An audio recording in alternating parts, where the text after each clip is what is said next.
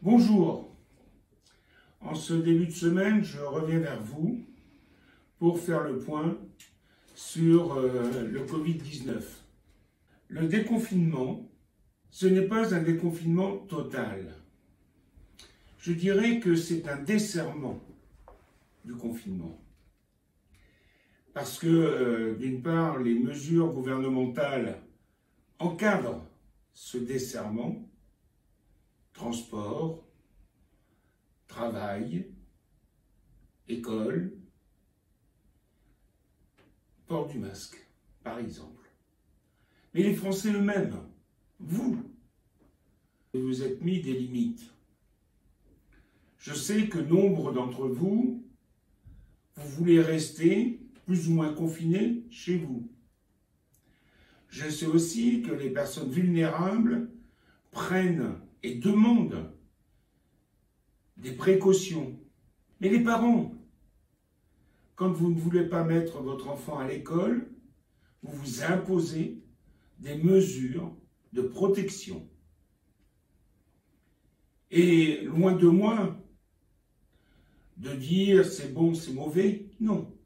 Chacun doit, à un moment donné ou à un autre, à sa mesure, se libérer du confinement pour aller tout doucement vers le déconfinement total. Creil a été le premier cluster. Nous avons eu au début des chiffres qui n'étaient pas bons, aussi bien sur le site de Creil que sur le site de Senlis. Mais nos chiffres, les chiffres de l'hôpital, s'améliorent. Et s'améliorent grandement. Je sais, pour les avoir eus ce matin, que le nombre de décès est en baisse permanente. Que sur la dernière semaine, les décès sont au nombre de 4 sur Senlis et Creil. C'est 4 de trop, me direz-vous. Oui. Mais, comparé aux chiffres que nous avions en pleine épidémie, où on frôlait la dizaine, vous voyez que là, nous avons des chiffres qui sont beaucoup mieux acceptables. Mais nos efforts donc ont payé. Et il ne faut pas se relâcher, bien au contraire. Il faut continuer. On vous avait conseillé le port du masque. Mais prenez l'habitude de le garder dès que vous êtes en contact avec quelqu'un. Et le mieux, surtout si vous êtes sur la voie publique, de le porter en permanence. Nous allons distribuer les masques grand public. 5 points de distribution.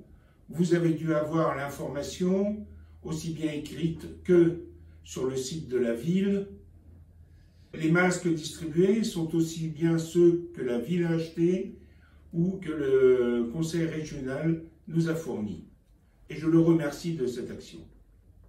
Aujourd'hui, les masques des associations qui s'étaient engagées auprès de la ville pour les fabriquer ont été distribués aux personnes vulnérables dans nos foyers, après avoir été distribués aux EHPAD. Monsieur le préfet a pris un arrêté, nous en avions discuté auparavant, nous étions tombés d'accord sur 22 heures. Au cours d'une réunion la semaine dernière, en présence des présidents d'associations cultuelles, nous avons proposé 22 heures. Ces membres des associations du bassin creillois nous ont demandé de mettre le couvre-feu à 21 heures. C'est ce que nous avons fait, un peu à leur demande, mais cette réunion, c'était une réunion de concertation. Je sais que c'est dur. Je sais que certains voudraient qu'on lève le couvre-feu, d'autres qu'on le mette à 23 heures. je prends devant vous un engagement. Si les chiffres que j'ai tous les jours de la part de la direction de l'hôpital, si les chiffres continuent d'être ceux qu'ils sont aujourd'hui, si le calme règne dans nos quartiers, aussi bien sur le quartier Rouergue qu'à la gare, aussi bien sur les KV que derrière le parc de la faïencerie,